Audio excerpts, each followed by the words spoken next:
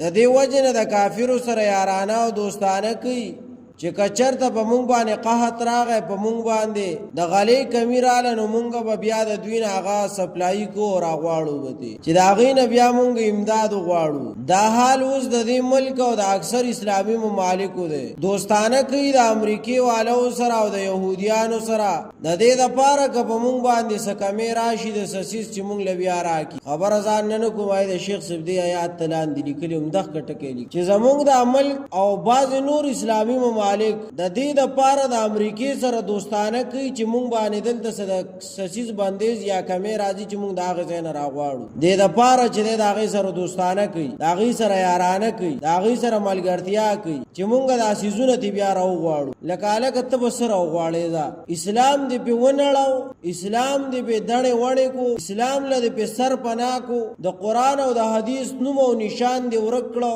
ته به د امریکې نه څه راوغواړې؟ غنم دلته خپل کېږي، غله دلته خپله ډېر شي کېږي، چاول دلته خپل کېږي، سبزي دلته خپله کېږي، او پیسې څوک خوري نه چې ډالر دې سې نوڼی کوي او دال پې رالیو چې ته وایې زه به ډالر راغواړم. دې دپاره د هغې سره دوستانه کوي او نور هم اسلامي ملکونه د هغې سره د دې دپاره دوستانه چې مونږ څه وکړو د هغې نه سبا بیا امداد وغواړو. اړو ته امداد مه غواړه، سله ته امداد غواړې. خدای دې تا د لوږې مړ کړي، ته خو نه مرې خو عوام به مري. ته خو هسې ناست. ما د یو مشر سړي نه تپوس وکړو، د یو مشر سړي نه چې د ډېر عمر ما هسې کاکاجي که ستاسو یاد چې ستا به څومره عمر وي نو هغه څه ډېر عمر یاد کړو لکه د سلو نه کم وخو لکه بیا هم ډېر و که نه لس اتیا کاله یا څه کم سل. ما هسې ته چې پیدا شوی د خپلې پوهې شوی لکه اورې او وینې او وینا کولی شي د دې خبرو شوی نو هسې تا دا اورېدلي چې د پاکستان خزانه ډکه شوې دا ما چې ته نه دي اورېدلي. خو زمونږ پلارانو به هم دا خبره کوله چې دا خزانه نه ډک دا خزانه نه ډکېږي. دا خزانه اصل کې ډکېږي هغه څیز چې د هغې نه وځي نه، ډکېږي هغه څیز چې هغې ته بلې لار دی. دا خېټه ولې نه ډکېږي؟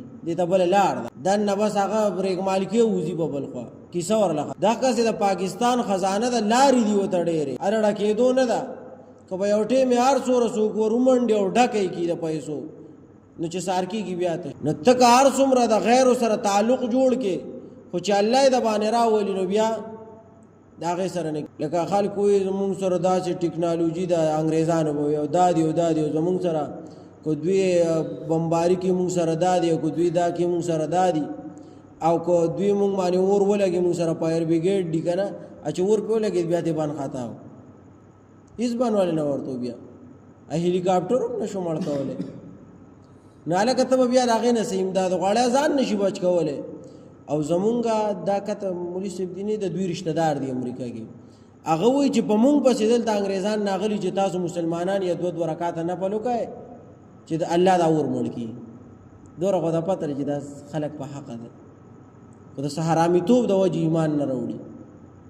وي په مونږ پسې به راتله زمونږ دیرو ته کمپنیانو ته چې تاسو دوه دوه رکاته وکئ چې خدای دا اور مړ کړي. مونږ چې خدای پې ښه ولګوي مونږ څه کار دی چې مونږ دواګانې کوو.